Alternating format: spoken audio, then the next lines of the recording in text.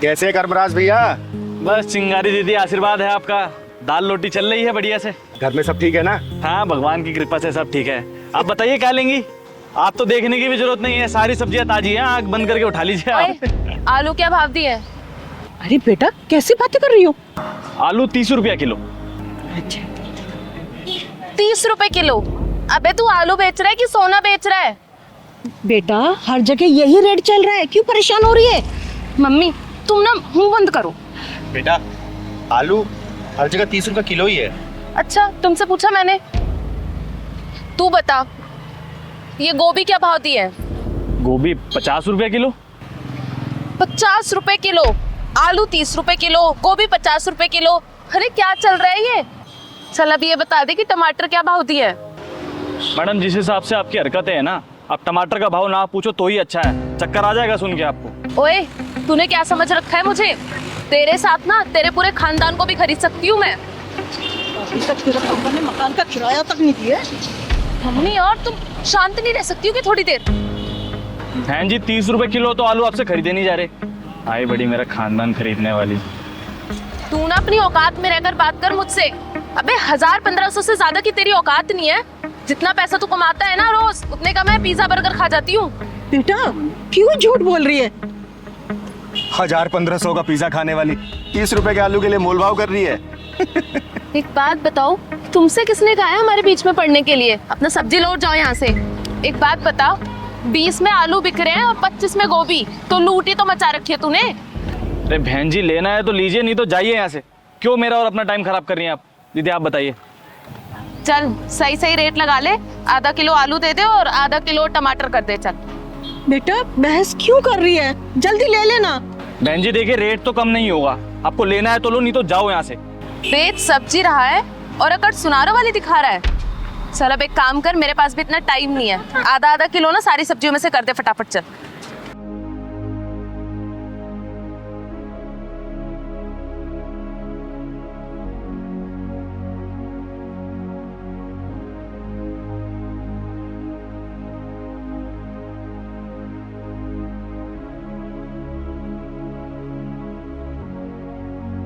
लो madam जी 50 रुपए हो गए आपके। 50 रुपए? अरे भाई किस हिसाब से 50 रुपए हो गए? देख 30 रुपए की सब्जी है ये, 30 रुपए दूंगी, उससे ज्यादा 1 रुपया भी नहीं दूंगी। और सब जानती हूँ मैं, 10 रुपए की सब्जी लाके 50 रुपए में बेचते हो तुम। इसलिए ना मैं तेरे साथ नहीं आती हूँ। मैडम जी आप पागल है क्या थोड़ी सी? अरे कर्मराज भैया, इन जोशों की औकात क्या है पूछना नहीं पड़ता, खुद ही बता देते हैं ऐसे लोग। और तेरी औकात क्या है? गली गली में ताली बजाना और 10-10 रुपए मांगना। ओए घमंडी औरत, तू कर्मराज भैया से माफी मांग, वरना तेरा थोपड़ा बिगाड़ दूंगी मैं। रहने दो दीदी, मत मारो इनको। ये लोग अपनी झूठी शान के चक्कर में अपना आत्मा और ज़मीर तो बेच ही चुके हैं। इनको मार के कोई फायदा नहीं है दीदी, कोई फायदा नहीं है। जिन लोगों की आत्मा और ज़मीर मर चुके हैं उनको मार के क्या फायदा, आप खुद बताइए ना। मैडम आप ले लो, आपको जो चाहिए आप सब ले लो। आप ये सब्जी ऐसी फ्री में ले जाओ बहन जी, कोई बात नहीं। माफी? और वो भी इससे? माफी मांगे मेरी जूती। ये ले पकड़ अपने पैसे। चलो मम्मी। कर्मराज भैया आप मेरी सब्जी पैक करके रखो, आती हूँ मैं जरा। अरे दीदी अपनी हरकतें छोड़ दे, नहीं तो एक दिन पछताएगी। बात कहाँ रही है, हैं? माफी तू क्या, तेरी पुरखे मांगी और तेरी हिम्मत कैसे हुई एक गरीब सब्जी वाले की बेइज्जती करने की? बोल। दीदी इसे माफ कर दीजिए, नादान है। नहीं माँ जी, ऐसे लोग समझाने से नहीं समझते। ये झूठी नस्ल की जो औलादें होती है ना, ये बहुत ही खतरनाक होती है। तू बता कर्मनाथ भैया से माफी मांगेगी या नहीं मांगेगी? बोल। बोल ना, मांगूंगी। हाँ मैं मांग लूंगी उनसे माफी। फोन निकाल अपना, निकाल फोन, लॉक खोल।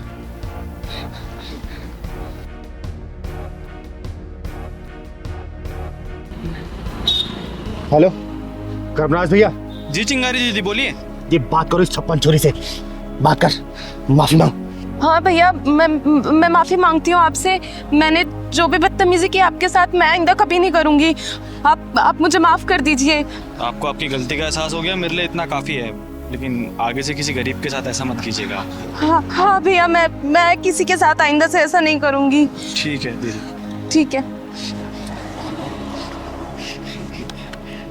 आगे से किसी के साथ ऐसी हरकत करेगी ना, जान से मार दूंगा तुझे, समझी?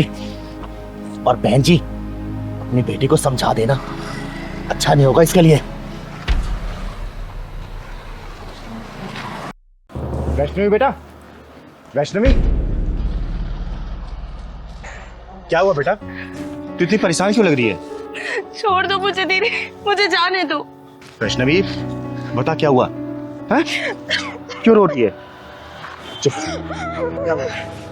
मुझे बता। दीदी मैं अपनी जिंदगी से परेशान हो गई हूँ, तंग आ गई हूँ मैं अपनी जिंदगी से। बस अपनी जिंदगी को खत्म करने जा रही हूँ। खत्म करने जा रही है? क्यों बेटा, क्या हुआ? तेरी शादी तो तेरे माँ बाप ने अच्छे घर में की थी ना? अच्छे घर में की थी दीदी, लेकिन मुझे अच्छे लोग नहीं मिले, ना अच्छी सास मिली, ना अच्छा पति मिला। बेटा मुझे खुल के बता, बात क्या है, बता मुझे। दीदी मैं किस्मत को दोष दूं या भगवान को दोष दूं? आज मेरी शादी को 5 साल हो गए हैं, लेकिन भगवान ने आज तक मेरी गोद सूनी रखी है। आज तक मुझे कोई बच्चा नसीब नहीं हुआ दीदी, कोई बच्चा नसीब नहीं हुआ। और इसी का ताना मैं अपने पति से सुनती हूँ, अपनी सास से सुनती हूँ, कभी बांझ कहलाती हूँ तो।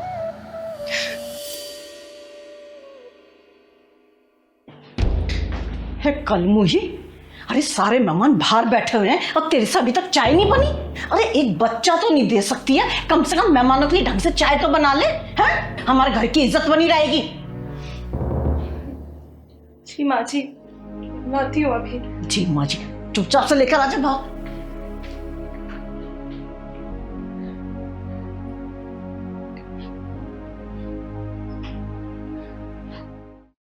अरे कलमुही कहाँ मर गई? भूखा मारेगी आज हमें।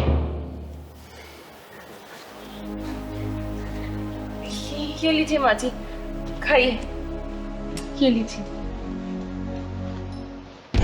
ए, तेरा दिमाग खराब हो गया है क्या? मेरे बराबर में बैठेगी? नीचे बैठ, नीचे बैठ। और माँ जी। क्या माँ जी, सुनाई नहीं दे रहा क्या बोल रही है वो? एक बच्चे का सुख तुमसे दिया नहीं जा रहा, हमारी बराबरी करोगे तुम? नीचे बैठ, नीचे बैठती हो, बैठ।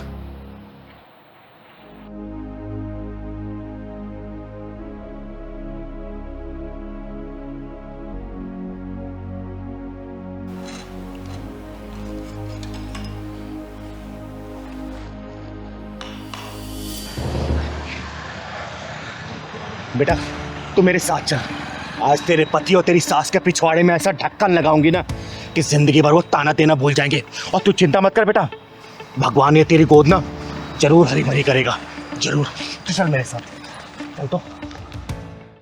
अच्छा हुआ चली गई अपना काला मुंह लेकर, जब से इस घर में आई है ना सारा सुकून ही चला गया है। तू चिंता मत कर, तेरे लिए ना इससे भी सुंदर बहू लेकर आऊंगी मैं। कम से कम मुझे दादी बनाएगी और तुझे बाप बनाएगी, बांझ कहीं की। अरे मर जा कहीं जाके तो अच्छा है। सही कह रही हो माँ, बोझ ही बनी हुई थी इस घर पे वो। अरे एक बच्चे का सुख तो दे नहीं पा रही थी मुझे, अब तो मर जाए अच्छा है वो। तो फिर आ गई अपना काला मुंह लेकर, मरी नहीं कहीं जाकर। और ये किसको अपना हिमायती बना के लाई है? चिंगारी, चिंगारी नाम है मेरा, और तेरे जैसे बेअकल औरतों का अकल ठिकाना लगाने का काम करती हूँ मैं। डायन कहेगी, अरे डायन भी 10 घर छोड़ के बाहर करती है, और तू अपने घर को नाश करने चली है। ओए तमीज से बात कर। तू जानती नहीं है, एक फोन करूंगा ना जेल की सलाखों के पीछे दिखाई देगी अभी। अबे तो पुलिस बुला ले या फोर्स बुला ले, चिंगारी का कोई बाल भी बाका नहीं कर सकता, समझा? अरे हमने किया क्या है और हमारे घर में कैसे घुसी चली आई? किया क्या है? अरे अब भी कुछ बच गया है क्या करने के लिए? ये बताइए कि आप लोगों ने क्या नहीं किया है। माँ जी, आपको मैंने कितना प्यार किया था, कितना सम्मान दिया, कोई कसर नहीं छोड़ी आपकी सेवा में, और आपने क्या किया मेरे साथ? मुझे बांझ का नाम दे दिया। और आपकी तो कितनी सेवा करती थी ना मैं रात दिन, आपको पति नहीं भगवान माना था मैंने, और आपने मुझे अकेले मरते हुए छोड़ दिया। एक बार भी नहीं सोचा कि मेरा क्या होगा। और एक बात बताइए, डॉक्टर को जब हमने चेकअप करवाया था तो डॉक्टर ने क्या बोला था कि कमी सिर्फ मुझ में नहीं है, कमी हम दोनों में है। तो फिर बात का नाम मुझे ही क्यों मिले, सब कुछ मुझे ही क्यों पड़े। तो बुढ़िया, भगवान ने तेरी झोली में इस औलाद का सुख दिया है ना, तो इसलिए नहीं दिया कि किसी औरत को तू बांझ बोले। अगर भगवान इस औलाद नहीं दे रहा तो याद रखना, भगवान के घर में देर है लेकिन अंधेर नहीं है। कल को ये औलाद का सुख भी छीन सकता है, समझे? और सुन, ये चिंगारी तुझे श्राप देके जाती है, श्राप। बहुत जल्दी तू इस औलाद से वंचित हो जाएगी, वंचित। चिंगारी जी, नहीं, ऐसा अनर्थ मत कीजिए। मेरे बच्चे को इतना बड़ा श्राप मत दीजिए। मैंने इसके साथ जो कुछ किया ना, मैं उस सब चीजों के लिए सब माफी मांगने के लिए तैयार हूँ, पर आप ऐसा श्राप मत दीजिए, मत दीजिए। हाँ चिंगारी जी, मुझे भी माफ कर दीजिए। गलती हम दोनों की है। बच्चे के मुंह में आके इसके प्यार को कभी समझ ही नहीं पाए। और ये बात मैं बहुत अच्छे से जानता था कि कमी हम दोनों में है, लेकिन अपनी मर्दानगी दिखाने के चक्कर में सारा ब्लेम मैंने इस पर डाला। लेकिन मैं आपसे वादा करता हूँ, आज के बाद कभी इसके साथ कुछ गलत नहीं होने दूंगा। मैं हमेशा इसको प्यार करूंगा, हमेशा इसकी कदर करूंगा, चाहे मैं औलाद का सुख प्राप्त हो या ना हो। मैं माफ कर दीजिए। अरे नहीं माँ जी, आप लोग ऐसे हाथ जोड़ के मुझसे माफी मत मांगिए, मुझे बिल्कुल अच्छा नहीं लगेगा। और आप लोगों को अपनी गलती का एहसास हो गया, मेरे लिए तो बस वही बहुत बड़ी बात है। मेरा टूटा हुआ घर मुझे वापस मिल गया। सुन लिया, ये होती है नारी, और ऐसी होती है हमारी भारतीय नारी, समझे? और वैष्णवी बेटा, मैं तुझे आशीर्वाद देके जा रही हूं। देखना 9 महीने बाद ना तेरे घर में किलकारी गूंजेगी, किलकारी, और बधाई लेने ये चिंगारी आएगी। और माँ जी, बहू का कैसे ध्यान रखना है ना, शायद मुझे लगता नहीं कि अब दोबारा बताने की जरूरत है। तो तू बहुत बहुत शुक्रिया चिंगारी दीदी, आपने मेरा टूटा हुआ घर बचा लिया। हमेशा खुश रहे बेटा, खुश रहे। चल बेटा।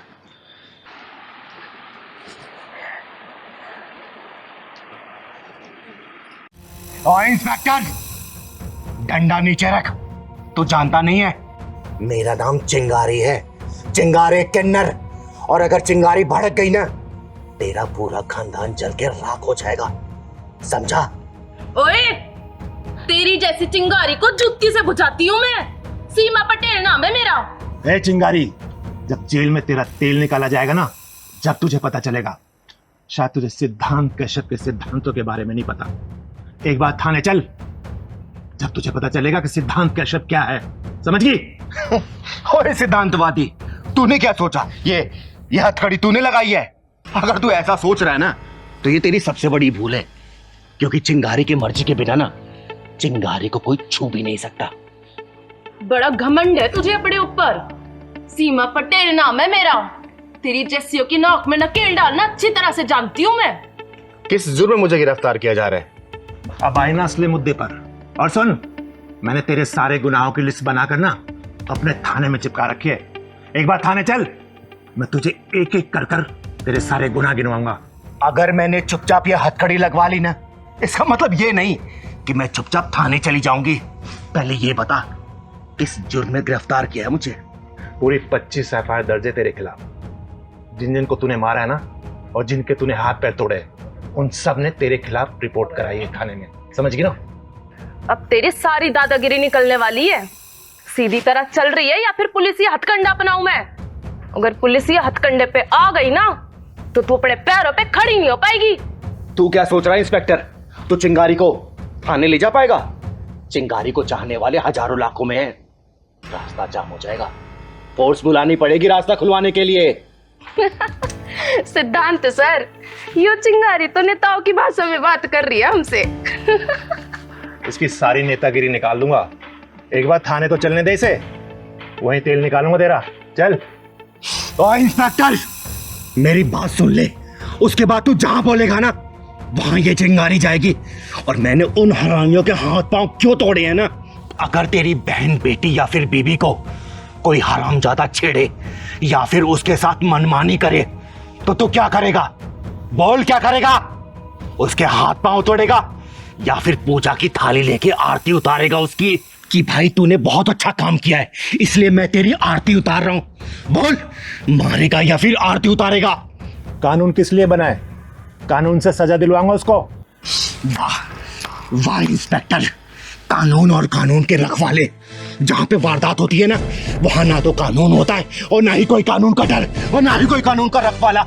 वहां पे होती है डरी हुई, सहमी हुई, घबराई हुई लड़की और हवस से भरे सुअर हराम के पिल्ले। उन लोगों को सजा दिलाने के बजाय मैं उन लोगों को यह बोलती कि भैया रुक जाओ, मैं पुलिस स्टेशन जाके पुलिस बुला के लाती हूँ, तब तक मेरा इंतजार करो।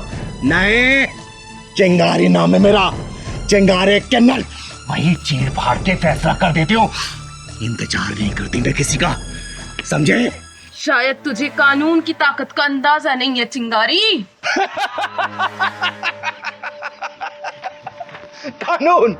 कानून की ताकत से अच्छी तरह वाकिफ है ये चिंगारी। कानून एक मकर जाल की तरह है जिसमें सिर्फ छोटे मोटे कीड़े मकोड़े फंसते हैं और बड़े जानवर उस कानूनी मकर जाल को तहस नहस करके निकल जाते हैं। और किस कानून की बात कर रहा है इंस्पेक्टर तू?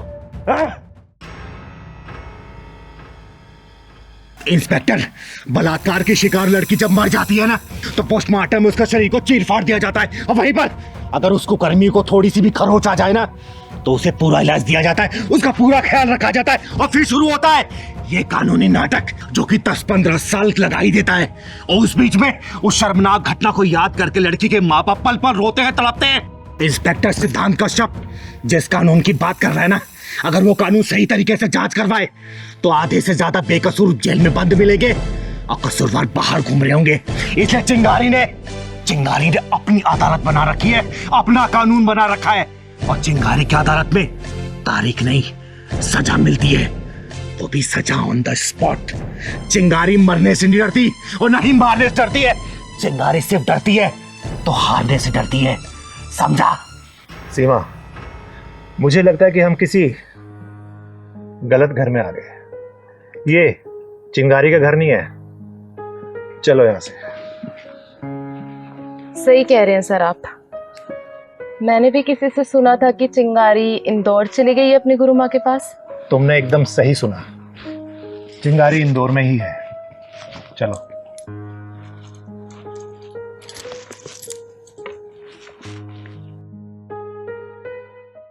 इंस्पेक्टर हजारीलाल चौरसिया साहब, मैं विनीता यादव की जमानत कराने आई हूँ। चिंगारी, पहले तो अपने दिमाग में अच्छी तरह ये बात डाल ले कि ये तेरा घर नहीं, मेरा पुलिस स्टेशन है और यहाँ तेज आवाज में बात करने का मतलब मैं तुझे भी हवालात में डाल सकता हूँ। और हाँ, तेरी जानकारी के लिए बता दूँ, ये इंस्पेक्टर हजारीलाल चौरसिया थोड़ा दिमाग से हिला हुआ है। अगर विनीता यादव को हवालात से बाहर नहीं किया गया ना तो जो थोड़ा सा हिला हुआ है ना पूरा हिला के रख दूंगी मैं। अरे विनीता ने ऐसा कौन सा जुर्म किया है जो तूने उसको हवालात में बंद कर रखा है? विनीता को आज की रात हवालात के अंदर ही गुजारनी पड़ेगी। और सुन, उसने कोई मामूली अपराध नहीं किया है, अपने ही पति का सर फोड़ डाला है। उसके ऊपर इतनी खतरनाक धारा लगने वाली है ना कि विनीता यादव की जमानत नहीं होने वाली, समझी? हजारीलाल चौरसिया साहब, रात में किसी भी लड़की या फिर औरत को हवालात में बंद करके नहीं रखा जा सकता, इतना कानून तो मैं भी जानती हूँ। तो तू इंस्पेक्टर हजारीलाल चौरसिया को कानून सिखाएगी? सिखा नहीं रही हूँ, याद दिला रही हूँ जो तुम भूल गए हो। चिंगारी, तूने उस आदमी की हालत नहीं देखी। तुझे पता है इस औरत ने उसे कितनी बेरहमी से मारा है? वो तो उसकी किस्मत अच्छी है कि इस डॉक्टर ने उसे बचा लिया, नहीं तो मर जाता वो। इसने पूरी प्लानिंग कर ली थी उसे मारने की, मांग में चुटकी भर सिंदूर भरवाने की इतनी बड़ी सजा भुगत रही थी, समझे? और वो नीचता की सारी हदें पार कर रहा था। अच्छा चिंगारी, तुम ही बताओ कि कौन कौन सी हदें पार कर दी थी विनीता के पति ने? इसके प्राइवेट पार्ट में बियर और शराब डालता था वो कमीना, सिगरेट से इसके नाजुक अंगों को जलाता था और प्राकृतिक मैथुन करवाता था इसे। और जब ये मना करती थी ना, बेल्ट और डंडों से मारता था ये। एक रात की तो बात है, अपने 2 दोस्तों को लेके आए वो और बोला तुझे खुश करना उन दोनों को। बता, एक बात बता हजारीलाल, ऐसे में कौन सी औरत अपने पति की पूजा करेगी? इसीलिए इसने इसका सर फोड़ा, और कोई दूसरी औरत होती ना तो गला काट देती उसका, समझा? चिंगारी, जो बातें तुम मुझे बता रही हो ना, वो मुझे विनीता भी बता सकती थी ना, लेकिन इसने तो कोई जुबान नहीं खोली। वो जिंदा तो दिख रही है इंस्पेक्टर साहब, लेकिन अंदर से मर चुकी है बेचारी, उसकी आत्मा मर चुकी है, उसकी चेतना मर चुकी है। अरे शादी के सिर्फ 2 ही साल हुए थे उसके, और 2 साल में क्या क्या बर्दाश्त नहीं किया इसने। जब ऐसी बात थी तो इसने थाने में आके कंप्लेंट क्यों नहीं लिखवाई? अपने माँ बाप को क्यों नहीं बताया कि मेरे साथ ये हो रहा है, मेरा पति मुझे तंग कर रहा है, मार रहा है, पीट रहा है? तुमको ही क्यों बताया? हजारी लाल जी, औरत के दिल में अगर कोई बात घर कर जाती है ना, तो शर्म बेशर्मी का जहर औरत की जिंदगी को खोखला कर देता है। और जो बात इसको अपनी सहेली और भाभी को बतानी चाहिए ना, इसने अपने बाप को बताई थी। और पता है बाप ने क्या बोला? कि बेटा लड़का कैसा भी हो, तुझे जिंदगी उसी के साथ काटनी है। लड़का है, छोटी मोटी गलतियां कर ही सकता है। और रही बात पुलिस कंप्लेंट ना करने की ना, तो ये जो चिटकुटी चैनल है जो सेकंड हैंड मोबाइल ले गलियों गलियों में घूम रहे हैं, 2-4 हजार व्यूज के लिए किसी को बदनाम के लिए तैयार रहते हैं। और मैंने इसको कितनी बार बोला है कि तू बता तो उस कुत्ते को मैं 1 मिनट में सीधा कर दूंगी, लेकिन हर बार इसने हाथ जोड़ के बोला कि दीदी जो चीजें पर्दा में है ना, कल अगर समाज के बीच में आई तो मैं आत्महत्या कर लूंगी। और आज इसका सब्र का बांध टूट गया और इसने उसका सिर फोड़ डाला, समझे?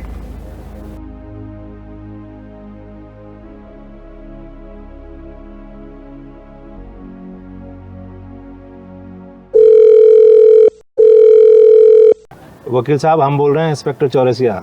अरे चौरसिया साहब, आपने अपने परम शत्रु वकील को कैसे याद कर लिया आज? वकील और इंस्पेक्टर में तो कुत्ते और बिल्लियों जैसा वैर होता है। बताइए कैसे याद किया आपने? वकील साहब, मेरी नज़र में आपसे ज़्यादा ईमानदार कोई वकील नहीं है, इसलिए मैंने आपको याद किया। इस जर्रा नवाजी के लिए शुक्रिया हजारी लाल जी। वकील साहब, मैं आपको एक केस दे रहा हूँ, क्योंकि मैं जानता हूँ कि आप कोई भी केस नहीं हारते। फिलहाल तो आप टाइम निकाल कर थाने आ जाइए, क्योंकि एक महिला का केस है, उसको जमानत दिलवानी है। जी ठीक है, आप आ जाओ। थैंक यू इंस्पेक्टर साहब। दीदी कहाँ चल रहे हैं? यार उस बच्ची को हॉस्पिटल देखने जा रहे हैं ना। अच्छा ठीक है। सारा सामान रख दिया ना? हाँ सारा सामान रख दिया, और गाड़ी में अब कुछ रखने की जगह भी नहीं है। और दवाइयाँ रख ली हैं? हाँ। दीदी स्कूटी को रोक दिया। पहलवान, वो देख, लगता है ये दोनों ना अपने माँ बाप को वृद्धाश्रम छोड़ने जा रहे हैं। अरे दीदी कहीं घूमने जा रहे होंगे, कहीं दर्शन करने जा रहे होंगे। बेटा, घूमने जाने वाले ना ऐसे रोते नहीं है। वो देख, उसकी माँ कैसे रो रही है। अरे राधिका, अब रोना धोना छोड़ो, जो भी हमारे साथ होगा देखा जाएगा। मेरा मन नहीं कह रहा है जी, ये जो कुछ भी हो रहा है ये ठीक हो रहा है क्या? अरे सब ठीक हो रहा है, मैं हूं ना, चिंता काहे को करती हो? आज इन दोनों को सबक सिखा के दम दूंगा। जिस पेड़ की छाव में रहकर तुम लोग बड़े हुए हो, उसी पेड़ को काट के सूखने के लिए डालने जा रहे हो तुम लोग। आप गलत समझ रही हैं। ये हम दोनों को छोड़ने के लिए नहीं जा रहे हैं, बल्कि हम दोनों इन दोनों को आश्रम छोड़ने के लिए जा रहे हैं। क्या? हाँ। ये हमें छोड़ने नहीं जा रहे, हम इन्हें छोड़ने जा रहे हैं। माफ करना मुझे, गलतफहमी में आके मैंने आपके साथ बदतमीजी की। माफ करना मुझे। मेरा नाम चिंगारी है, चिंगारी किन्नर, और समाज की बिगड़ी सोच को सुधारने का काम करती हूँ मैं। ये मेरा इकलौता बेटा आकाश और ये मेरी बहू आकांक्षा। दरअसल हम दोनों बूढ़ा बूढ़ी इन दोनों की आंखों में खटक रहे थे। हमारी बहू हमें घर से अलग रहने के लिए कह रही थी, और इससे पहले कि ये हमें अपने घर से अलग करें, हमने इन दोनों को घर से अलग करने का फैसला कर लिया। अरे ये घर मेरा, ये गाड़ी मेरी, कमाई सब कुछ मेरा है, और मेरी कमाई पर अगर अपना कोई हक जताए ये मुझे मंजूर नहीं है बिल्कुल। मम्मी पापा हमें माफ कर दीजिए, आप जैसा कहेंगे हम वैसा करने के लिए तैयार हैं। वेरी गुड, तो गाड़ी में बैठो और जाओ। तुम्हारा आश्रम में रहने का पूरा इंतजाम कर दिया गया है, और वहाँ के इंचार्ज से मेरी बातचीत हो चुकी है। तुम्हें रहने में कोई भी तकलीफ नहीं होगी। वाह वाह, बिल्कुल सही फैसला आपका। ये औलादे अपने आप को समझती क्या है, और माँ बाप को क्या समझती है? बेसहारा या फिर लाचार? अरे नकलमंदों, कौन समझाए कि माँ बाप कभी लाचार और बेसहारा नहीं होते। अरे इन औलादों को माँ बाप के सहारे की जरूरत पड़ती है, लेकिन माँ बाप अपने दम पे खड़े होते हैं। ये औलादे जो होती है ना, माँ बाप के बिना एकदम चल भी नहीं सकती और अपने पैरों पे खड़ी भी नहीं हो सकती। चिंगारी जी, हमारी हिम्मत की दीवारें अभी इतनी जर्जर नहीं हुई कि कोई हमारे जज्बातों की छतों को रौंद कर चला जाए। जिनके चलने के लिए हमने रास्तों से कांटे हटाए, वही हमारी राहों में गड्ढा खोदने चले थे। माँ जी, बिल्कुल सही डिसीजन आपका। इससे बहुतों को सीख मिलेगी कि आजकल बच्चे माँ बाप को आश्रम नहीं भेज रहे, बल्कि माँ बाप अपने बच्चों को आश्रम भेज रहे हैं। दीदी इन्होंने तो उल्टी गंगा बहा के दिखा दिया। सही कह रहा है पहलवान, आज तक तो सबने सीधी गंगा बहती हुई देखी होगी और इन दोनों ने तो उल्टी गंगा ही बहा दी। मजा आ गया भाई। पापा हमें माफ कर दो, हम वहाँ पर नहीं रह सकते हैं। वहाँ का एटमॉस्फेयर हमें सूट नहीं करेगा। अच्छा, तो जो बेटे अपने माँ बाप को आश्रम में भेज देते हैं उन बेटों को ये समझ नहीं आता क्या कि वहाँ का एटमॉस्फेयर भी उनके माँ बाप को सूट नहीं करेगा? है बेटा, जो डिसीजन मैंने ले लिया है ना, अब मैं उससे पीछे हटने वाला नहीं हूँ। गाड़ी में सामान पैक रखा है तुम्हारा, बैठो और फुर हो जाओ, जाओ। और राधिका, आज हम एक बहुत सुंदर सी मूवी देखने के लिए चले हैं और उसके बाद साथ में बैठकर किसी रेस्टोरेंट में अच्छा खाना भी खाएंगे। अभी तक हम अपने बच्चों के लिए जीते रहे हैं और अब हम अपने लिए जिएंगे, पैसा अपने ऊपर खर्च करेंगे। राधिका, हाँ। चिंगारी जी, आपका बहुत बहुत शुक्रिया कि आप हमारी तरफ से बोली। बहुत बहुत शुक्रिया चिंगारी जी। इसमें धन्यवाद की कोई बात नहीं है। आप लोगों ने जो पहल की है ना, देखना समाज बहुत हद तक सुधरेगा। और हाँ, आज तक तो माँ बाप को वृद्धाश्रम जाते हुए देखा होगा ना, इस बार जरा तुम लोग एक्सपीरियंस करके आओ, समझे? चल पहलवान।